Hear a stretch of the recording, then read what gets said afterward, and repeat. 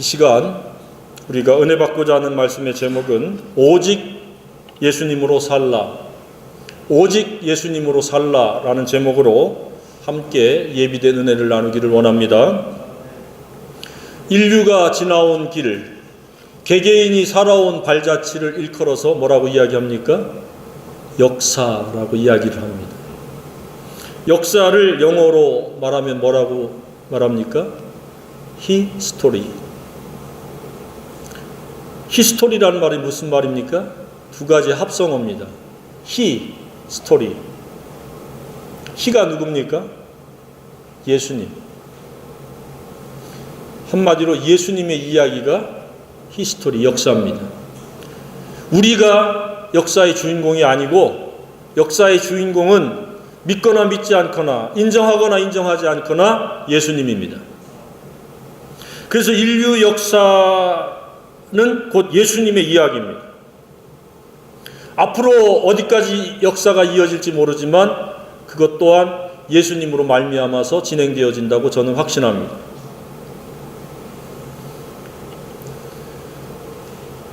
인류 역사에 어떤 전환점이 있었다면, 아픔의 계절이 있었고 슬픔의 시절이 있었고 전쟁의 날들이 있었다 라고 하면 그 또한 하나님께서 허락하셨기 때문에 일어난 일들입니다. 평안할 때도 주님으로 말미암아서 그런 것이고, 환난을 당할 때도 주님께서 그렇게 하실 수밖에 없는 그런 상황을 맞닥뜨렸기 때문에 하나님이 그것을 허용하셨기 때문에 그런 일이 일어난 것입니다. 우리가 살아온 지난 날들을 우리가 왜 되돌아봐야 되느냐? 내가 이러이러한 생각을 가지고 살았으니까 이러이러한 아픔을 맞닥뜨렸구나. 그래서 그것을 되풀이하지 않는 게 지혜자입니다. 그냥 또 잊어버리고 또다시 그러한 아픔을 다시 맞이하고 그 아픔을 다시 경험한다는 것은 값비싼 수업료를 지불하고 아무것도 배운 것이 없는 것과 다를 바가 없습니다. 우리에게 있어서의 아픔과 고난은, 그것도 잘못에 의해서 아픔과 고난을 겪었다라고 하면 그것은 매우 값비싼 수업료입니다. 수업료를 지불했으면 수업료보다도 더 많은 것들 우리가 지혜를 발견하고 깨달아야 된다고 생각이 되어집니다. 인생은 이처럼 끊임없이 비싼 수업료를 지불하고 지혜를 얻습니다. 그러나 비싼 수업료를 지불하고도 지혜를 얻지 못하는 경우도 있습니다.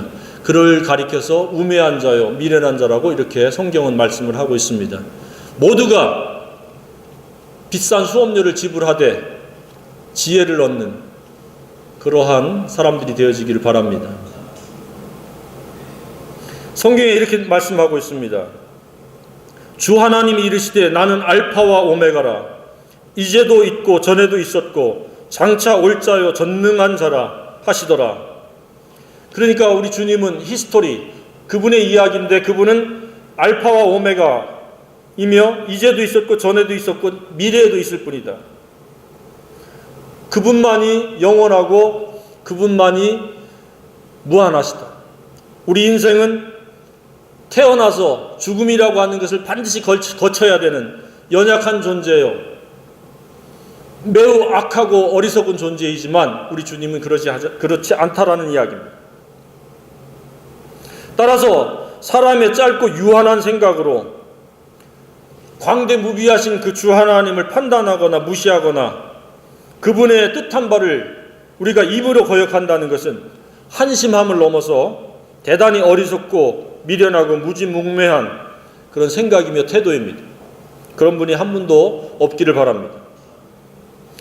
이스라엘은 번번이 왜 아픈 역사를 가지고 있습니까? 인류 역사에서 이스라엘만큼 아픈 역사를 가진 민족도 그렇게 흔치 않을 것 같습니다.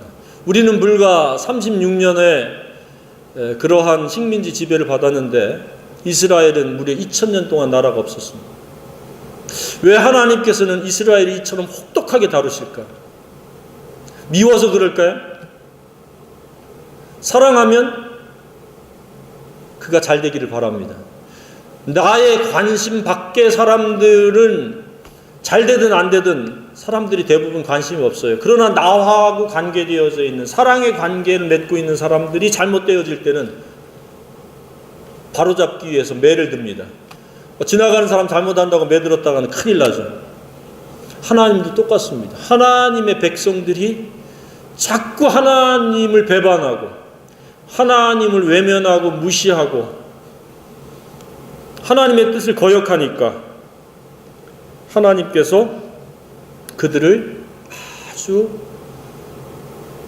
그에 합당한 그러한 비싼 수업료를 요구하시는데, 그것이 바로 바벨론 포로요, 주변 국가들 블레셋이니 사사 시절에는 모압이니 여러 나라들을 동원해가지고 농사를 지어서 추수할 때쯤 되면 전쟁을 일으켜가지고 다 뺏어가게 만들고, 나중에는 민족 상잔이 일어나게 하시고, 오늘 이 본문 말씀을 담고 있는 스가랴서도 마찬가지입니다. 주님 오시기 약 520년 전, 그래서 18년까지 담은 기록입니다. 이스라엘이 바벨론 포로에 끌려가서 70년이 지나고 이제는 예루살렘으로 돌아와서 다시 회복을 꾀할 즈음입니다. 하나님께서는 무제한 징계하는 것이 아니라 다시 회복할 기회를 주십니다. 우리 인생에 있어서도 잘못했다고 그냥 한 번에 몽땅 내팽개치듯이 우리를 진노하시고 징계하시고 저주하신다면 우리는 살아날 방법이 없습니다. 그러나 자비하신 하나님, 사랑의 하나님은 우리가 잘못할지라도 회개할 기회를 넉넉히 충분히 주시는 하나님이십니다.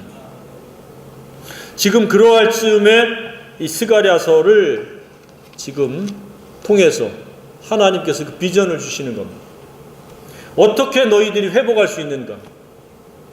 너희들이 과거에 어떠한 잘못을 했고 그 잘못에서 어떻게 돌이켜야 되고 어떻게 회복을 꾀하고 어떻게 너희들이 영광스러운 회복된 삶을 살 것인지에 대해서 스가랴를 통해서 말씀하시는데, 동시대에 에스라라든지 스룹바벨이라든지 학개라든지 느헤미야, 여호수아 같은 그런 영적인 지도자들을 동시다발적으로 일으켜서 그들을 소그룹처럼 이스라엘들을 지금 예루살렘으로 옮겨서 예루살렘 성전도 회복하고 그들의 믿음도 회복하고 그들의 하나님을 향한 사랑과 순종도 회복하도록 지금 이 스가랴를 사용하셔서 말씀을 하고 있는 겁니다.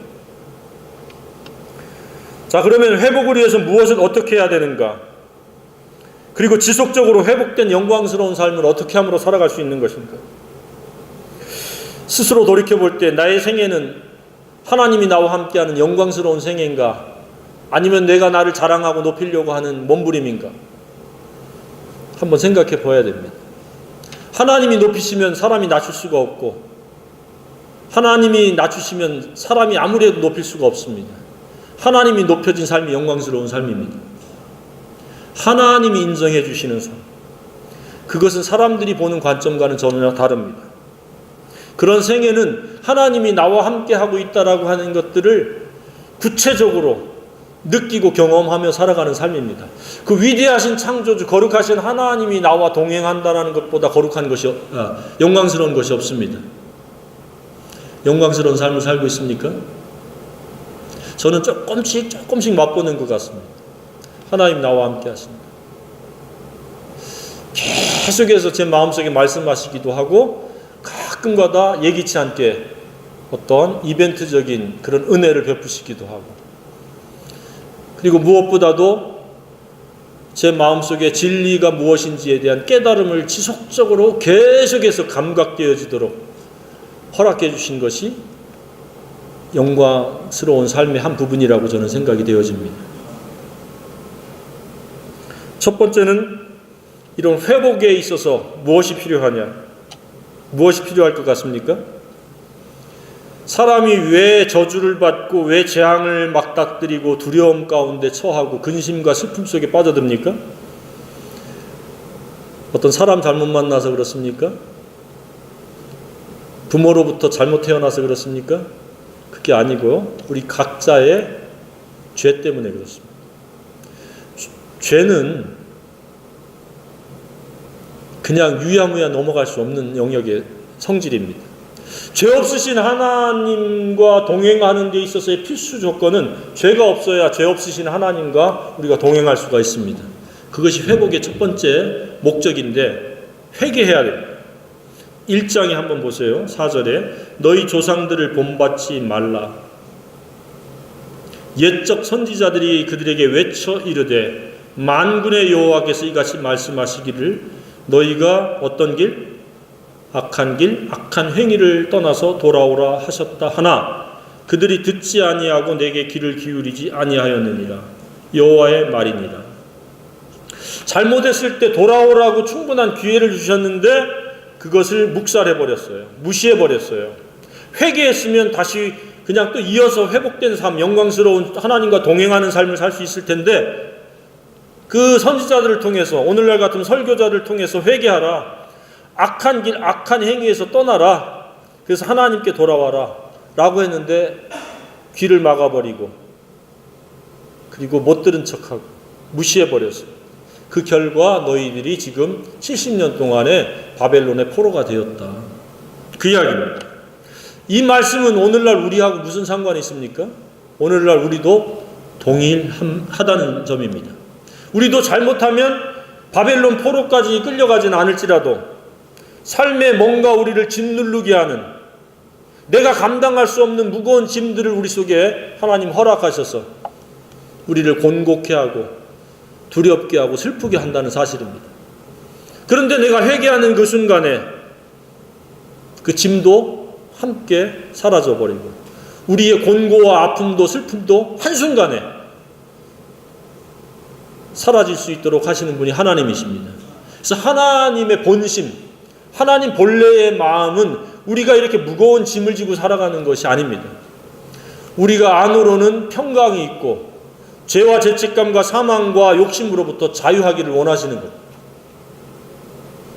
그러니까 마음에 뭔가 근심이 있고 두려움이 있고 슬픔이 깃들고 하는 것은 하나님의 뜻이 아니고 사탄의 뜻입니다. 사탄은 우리가 죽고 멸망당하기를 원하는 그런 존재입니다. 자기가 타락했기 때문에 자기의 운명이 이미 뻔하기 때문에 자기만 갈 수 없으니까 할 수만 있으면 많은 사람들을 미혹해서 하나님으로부터 자유하고 평안하고 즐겁고 행복한 삶을 살지 못하도록 방해를 펼칩니다. 회개를 못하도록 합니다. 그러나 회개하는 게 뭐 어렵습니까? 잘못을 잘못했다고 인정하는 것인데 그런데 사람은 완악할 경우에 그렇지 않습니다. 아이들 중에도 금방 잘못을 지적하면 잘못했다고 싹싹 빌고 뉘우치는가 하면 어떤 아이들은 굉장히 고집이 세서 더 심통을 부리고 더 발악을 하고 더 큰 소리로 울고 그럽니다. 그러면 나중에는 어떻게 됩니까? 잘못한 것은 온데간데 없고 그 고집 때문에 더 맞습니다. 인생도 똑같습니다. 즉각 회개하는 그런 겸손한 사람이 있고 예민한 사람이 있는가 하면 분명히 잘못했다는 것을 지적해주고 꾸짖고 있고 환경으로 양심으로 꾸짖음을 당하고 있는데도 불구하고 못 들은 척하고 외면해버리고 무시해버리고 그래가지고 점점 고통의 함몰 속에 들어가가지고 빠져나오지 못하면서 나중에 하나님 원망하는 거예요. 하나님 왜 나를 이렇게 버리셨습니까? 왜 내가 이 지경이 되도록 하셨습니까? 자기 잘못, 자기가 회개할 수 있는 타이밍을 다 놓쳐버리고 고집을 부리고 목리를 부리고 외면해버리다가 그렇게 되어버리는 거예요. 그래서 살다가 마음에 곤고하면 재바르게 민첩하게 자기 내면 세계를 들여다봐야 됩니다. 누가 잘못했는지 살피지 마시고 내가 어떠한 생각을 가지고 있는가, 내 마음이 지금 어떠한가를 살펴보면 즉각 답이 나옵니다. 그러면 그것을 하나님께 인정하면 됩니다. 하나님, 제가 욕심을 부렸네요. 제가 순간 교만했네요. 순간 제가 하나님 영광보다 제 영광, 제가 높아지려고 했네요. 제가 이기적이었네요. 제가 불의한 생각, 음란한 생각을 했네요. 자백하면 하나님은 미쁘시사, 의로우사 우리의 모든 불의를 깨끗게 하시리라고 확신합니다. 내가 그걸 생각하지 않아야지, 내가 그 생각에 매이지 않아야지 라고 고민해가지고는 해결이 안 됩니다. 그냥 하나님께서 말씀하신 그대로 믿고, 그래서 예수님이 우리를 위해서 죽으셨잖아요. 십자가에 내 죄값을 치르기 위해서. 그래서 자백만 하면 그 예수님이 그 십자가에서 죽으신 그 보혈이, 능력이 나의 죄를 한 번도 죄를 안 진 것처럼 깨끗게 그때그때마다 씻어주는 줄로 저는 확신을 합니다. 이게 복음입니다. 그런데 본문에 보면은 재미있게도 반복되어지는 어휘가 있습니다. 조금 예민하신 분들은 발견하셨을 텐데 가장 많이 지속적으로 반복되어지는 어휘가 만군의입니다. 만군의. 한 몇 번 정도 나오겠어요? 14장, 이게 스가랴서 14장까지인데 무려 49회나 나옵니다. 그러니까 주어가 무엇이에요? 사실은 스가랴서에 만군의. 스가랴서 그러면 만군의라고 떠올리면 돼요. 다른 데도 구약에 보면 만군의 여호와, 만군의 여호와라고 많이 나오는데 스가랴서는 유난히도 만군의 하나님이라고 하는 것이 반복되어집니다. 그 만군이라고 하는 말이 무슨 말씀입니까? 모든 군대의 하나님, 이렇게 직역하면 되겠죠. 그러나 그게 아니고 가장 뛰어나시고 위대하시고 전능하신 분이라는 뜻입니다. 자, 하나님은 어떤 분이에요? 유일하게 뛰어나신 분, 유일하게 가장 위대하신 분, 유일하게 전능하신 분입니다. 그래서 만군의라고 하는 그 단어에 함축되어져 있는 것은 하나님만이 위대하시고 뛰어나시고 전능하시다. 그래서 우리를 회복시킬 수 있고 우리의 생애를 행복하게 할 수 있고 우리의 인격을 변화시킬 수 있고 우리가 잘 살 수 있도록 하실 분이다. 그 이야기입니다. 너희들은 지금 폭망해서 바벨론의 포로가 되어졌지만 다시 너희들을 회복시키고 일으키실 수 있는 분은 하나님 한 분이시다.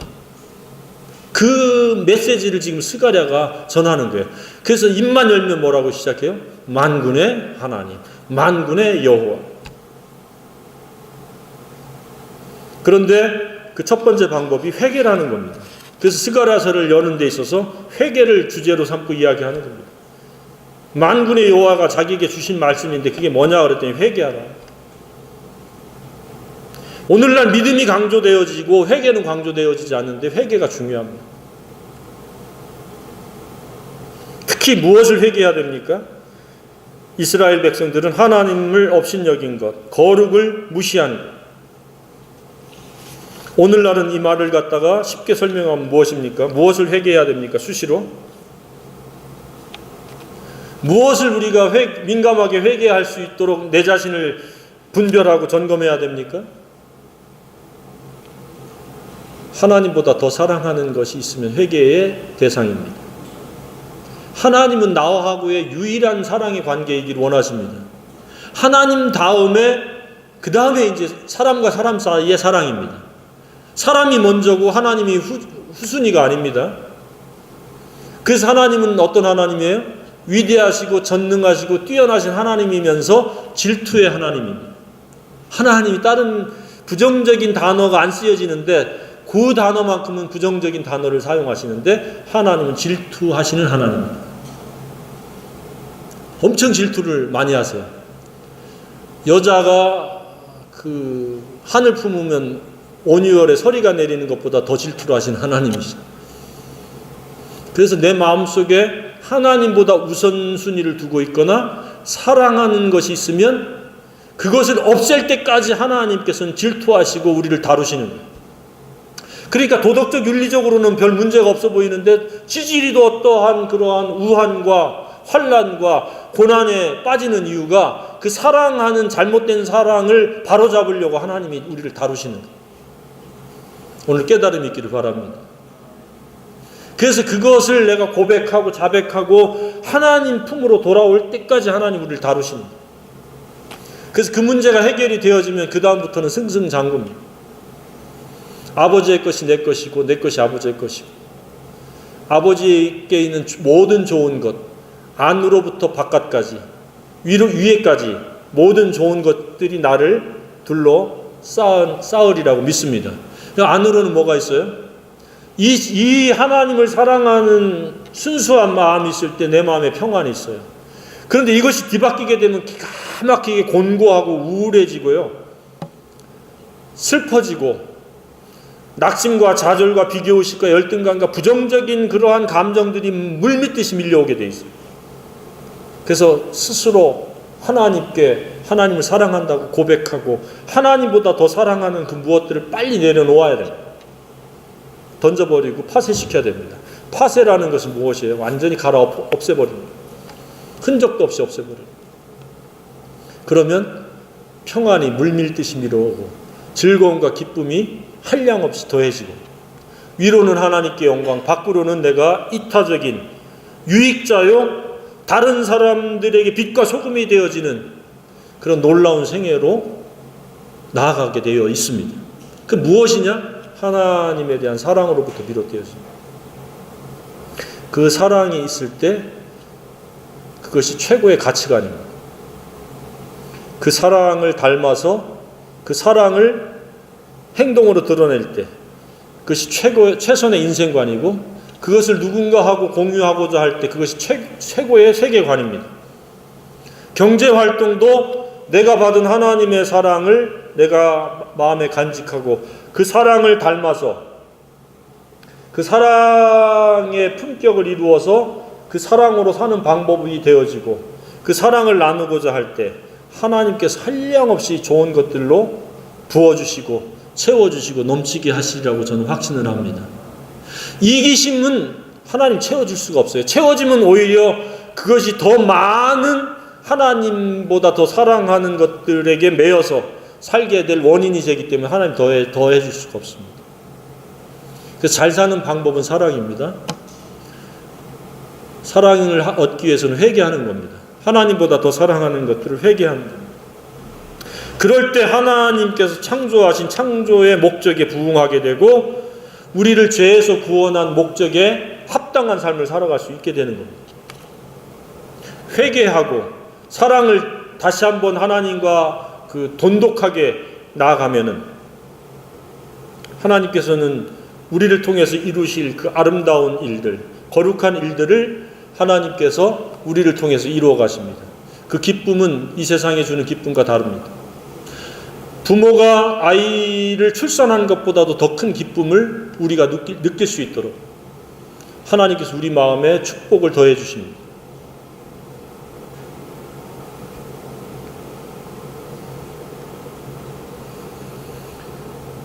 이것이 회개의 목적이요 구원의 목적이고 우리에게 진리를 주신 목적입니다.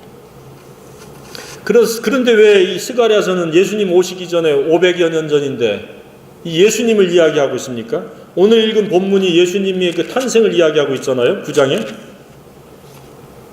작은 것 곧 낙이 새끼를 탄다.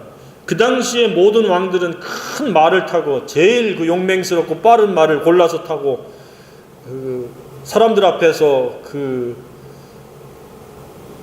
칭송을 받으려고 했는데 예수님은 말도 아니고 나귀 중에서도 어린 새끼를 타고 오셨습니다. 이 세상의 왕들은 그 당시의 왕들은 물리적이고 군사적인 힘의 통치였다면 예수님은 무엇으로 통치하시기 위해서 오신다고 그러는 거예요? 공의로 오시며 공의로 통치하시려고 온다는 거예요. 근데 그 통치 영역이 온 이 세상이라는 거예요. 유브라데에서부터 시작해서 모든 땅끝까지 이르러온다는 거예요. 그래서 중요한 단어는 공의입니다. 공의는 무슨 뜻입니까? 오늘날 사람들이 너무 정의라는 단어를 많이 써요. 근데 정의는 올바른 의가 아니고 나보다 연약한 사람들을 우선적으로 배려하고 돌보고 섬기고 나누고 돌아보고 대접하는 것이 정의예요. 그러니까 부모가 연약한 아이들에게 젖을 먹이고 미음을 만들어서 먹이고 이유식을 만들어 먹이고 입히고 돌보는 거 아니에요? 그게 정의예요, 정의. 크게 보면 사회적 약자를 우선적으로 배려하고 돌보는 거. 공의는 무엇이에요? 공의 안에 정의가 있죠. 공의는 나 외의 사람들을 나에게 대하듯이 대하는 게 공의예요. 성경에서 말하는 공의예요. 그래서 예수님이 자기는 죄와 전혀 상관이 없으신 분인데 죄인된 우리하고 동등됨을 취하기 위해서 육체를 입고 오셔서 죄가 하나도 없으신 분인데 죄인된 우리들을 위해서 십자가에 죽으신 거예요. 그 공의를 완성하신 거예요. 그래서 그 예수를 믿으면 예수님과 나하고 동일한 사람, 동일한 존재가 되어지는 거예요. 하나님께서 그렇게 나를 갖다가 대하신 거예요. 그것으로 온 세상을 통치하신다는 거예요. 그러니까 구원이라는 것은 단순히 지옥에 가지 않고 천국에 가는 것이 아니라 공의를 배우는 거예요. 공의로운 그 가치관과 인생관을 우리가 예수님을 만나서 경험하게 되는 거예요.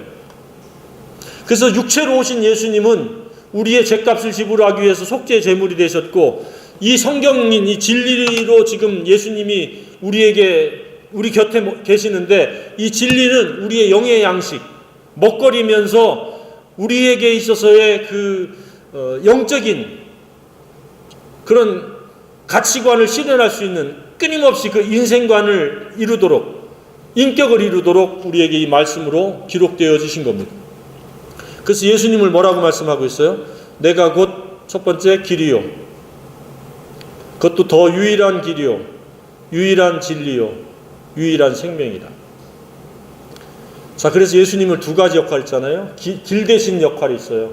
예수 그리스도 십자가의 십자가의 길은 우리를 죄에서 구원해 주시고 우리를 의롭다고 하시고 우리를 하나님의 자녀로 삼아주시는 이 십자가의 길이 되시고, 육체로 오신 예수님은, 진리 되신 예수님은 무엇이에요?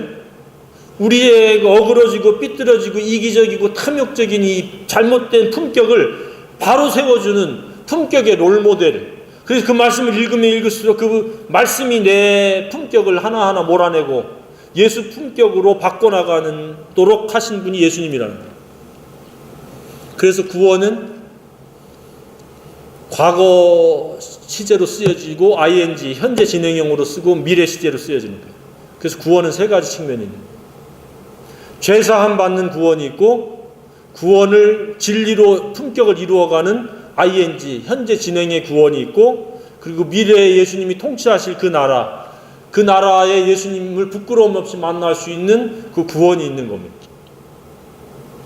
그래서 구원은 받아야 되고, 구원은 이루어야 되고, 구원은 완성해야 됩니다. 그런데 그 중에서 가장 중요한 게 무엇이에요? 다 중요하죠. 예수 믿고 구원받는 것도 중요하고, 진리를 통해서 예수 품격으로 바뀌는 것도 중요한데, 우리가 사는 일생의 기간은 뭐예요? 예수 믿는 거는 예수님이 해놓으신 일을 믿는 것이기 때문에 순간이요 찰나지만은 구원을 이루어가는 것은 일평생입니다. 어제까지 잘 이루어가다가 오늘도 실수할 수 있고 실패할 수 있고 시행착오할 수 있고, 그래서 다시 일어나서 구원을 이루어가야 되기 때문에 오늘이 구원의 날이요, 오늘이 구원받을 만한 때인 겁니다. 그래서 매주 하나님께서 이렇게 말씀을 듣고 우리가 구원을 이루어가도록 하나님께서 우리를 돕고 계십니다. 서로에게 도전을 끼치도록 우리를 모아주시는 겁니다. 그래서 이 스가랴서를 보면은 회개로부터 시작해서 믿음까지, 회복과 예수님이 왜 필요한가, 어떻게 예수님의 그 정의와 공의로운 품격, 또 온유와 겸손의 품격을 배울 수 있는가, 그리고 그 예수님은 앞으로 어떻게 하실 것인가. 14장은 예수님 오셔서 하실 일인데 대단히 끔찍합니다. 어떤 일이 일어나요? 예수님은 천하의 왕이 되신다고 그랬어요. 9절에 생수의 강이 흐르고 절반은 동해로 절반은 서해로 흐른다. 14장 8절에는 그리고 천하의 왕이 되고 홀로 한 분이시고 홀로 영광을 받으실 분인데, 그 하나님을 대적하고 하나님 믿는 사람을 대적한 사람들에게 대해서는 어떻게 할 것이냐. 그 대가를 지불해야 되는데 그 대가에 상응하는 것은 무엇이냐. 12절입니다. 예루살렘을 친 모든 백성에게 여호와께서 내리실 재앙은 이러하니라. 곧 섰을 때에 그들의 살이 썩으며 그들의 눈동자가 눈구멍 속에서 썩으며 그들의 혀가 입속에서 썩을 것이요. 어떤 분들은 이것을 갖다가 핵전쟁, 핵은 눈 썩잖아요. 순간적으로 녹아내려버리죠. 무슨 무기로 무엇으로 어떻게 하실지는 모르지만 아무튼 썩고 또 썩고 죽는다는 얘기입니다. 굉장한 그 고통 가운데 죽을 것이라고 하는 것은 자명한 사실이죠. 그래서 해답은 무엇입니까? 인생에 내 얄팍한 유한한 생각의 범위를 가지고 가치관을 삼고 그것으로 인생관을 펼치며 세계관을 가지고 살 것이냐, 아니면 예수와 진리와 성령으로 살 것인가. 우리는 오직 예수로 살아야 될 존재들입니다. 그래서 하나님께서 우리를 기계적으로 강제적으로 예수를 믿도록 하지 않았습니다. 그래서 누구든지 예수를 믿는 자는 구원을 얻을 것이요 다른 이로서는 구원을 얻을 수 없나니 온 천하 인간에게 구원 얻을 만한 다른 이름을 우리에게 주신 적이 없다고 선언을 하셨습니다. 그래서 그것을 따라서 믿는 사람이 있는가 하면 믿지 못하는 사람들이 있습니다. 그런데 겸손하게 믿는 사람이 되길 바랍니다. 저는 초등학교 5학년 때 길가에 있는 이 산수를 보고 3개월을 계속 보다 보니까 동일시 됐습니다. 시간과 장소만 다를 뿐이지 나도 저렇게 죽는구나. 근데 왜 사람들은 이렇게 아둥바둥 살아가며 다투고 땀 흘리고 살다가 죽음을 맞이할까? 해답은 못 찾고 허무주의가 그 순간에 제 속에 밀려 들어왔던 겁니다. 공부 잘해도 죽고 열심히 살아도 죽고 게을르게 살아도 죽는다. 그래서 그 당시에 하나님 신이 있으면 나와달라. 그렇게 제가 혼자 독백을 했습니다. 그 후로 몇 년 후에 하나님이 저를 만나 주셨습니다. 그리고 예수님이 내게 어떤 분인지를 알게 해주셨습니다. 그리고 진리의 깊이 높이 넓이 길이를 알아갈 수 있도록 성령님을 보내주셔서 제 인격을 다듬으시고 빚으시고, 그 영성이라고 하는 것은 성령으로 말미암아 사랑이요 거룩이라는 것을 깨닫도록 하나님이 인도해 주셨습니다. 충분히 회개하게 하시고 오직 진리로 만족할 수 있도록 하나님께서 나를 구원해 주셨고 지금도 구원을 이루어 가고 계십니다. 그래서 예수님은 이처럼 세 가지 역할을 하십니다. 죄사함의 구원자 구세주이시면서 진리로 우리에게 왕노릇하시고 나를 닮아라. 스트레스에서 구원받고 죄에서 구원받고 세상에서 자아에서 구원받을 수 있는 것은 오직 진리입니다. 예수님은 우리의 속죄 제물이면서 우리의 유일한 먹거리입니다. 우리가 육체를 보존하기 위해서 수시로 먹어야 됩니다. 마찬가지 우리의 영혼을 보존하기 위해서 예수님이신 이 진리를 먹어야 됩니다. 그런데 사탄은 먹지 못하도록 계속 방해합니다. 그래서 66권이 계속 예수님에 관한 이야기고 예수님이 필요하다는 이야기 강조점이고 예수님을 믿어야 될 뿐만 아니라 예수님을 먹어야 된다는 얘기입니다. 근데 사람들이 너무 예수님을 믿는다라고 하면서 예수님을 먹는 데 인색합니다. 그러니 말라 비틀어지고 힘을 못 쓰고 마른 뼈들이 되어서 사람들과 구별이 안 됩니다. 우리는 구별이 돼야 됩니다. 인격에서 구별이 돼야 됩니다. 예수 믿는 사람하고 안 믿는 사람하고 똑같으면 예수 믿을 필요가 뭐 있겠습니까? 이럴 때 저렇게 반응하는구나, 참는구나, 그리고 저렇게 긍휼이 있구나, 자비가 있구나, 배려가 있구나, 존중이 있구나, 차이가 있어야 되는데 좋을 때 좋고 나쁠 때 나쁘면 세상 사람들도 누구나 그렇게 할 수 있습니다. 그런데 왜 그렇게 되지 않습니까? 예수님의 말씀을 먹는데 게으르고 아니라고 나태하고 그 말씀을 은연중에 무시하면은 우리의 인격도 자랄 수가 없어요.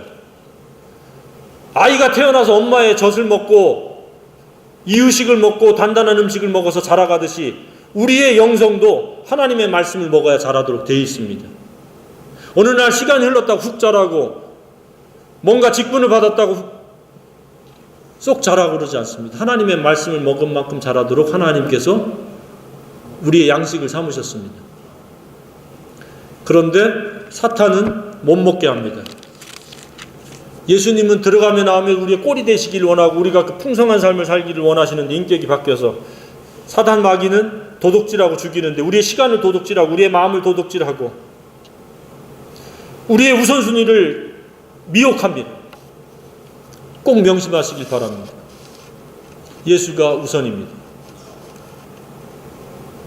예수가 우리의 길이요 진리요 생명입니다.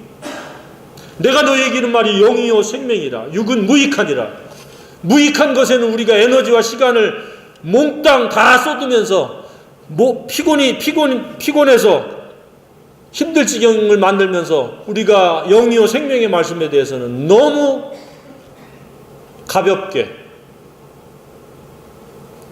그리고 때가 되면 언젠가로 미루는 경우가 많이 있습니다. 날마다 말씀을 읽어보십시오.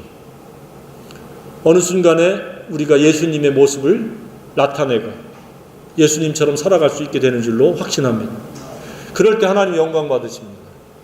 내 속에는 말할 수 없는 평안이 깃들이고 영적인 낙, 하나님이 주시는 성령 안에서의 그 즐거움과 기쁨이 넘칩니다. 찬송이 나오고 기쁨의 몸짓을 우리가 하게 됩니다. 그런 생애들이 되길 주님의 이름으로 축복합니다.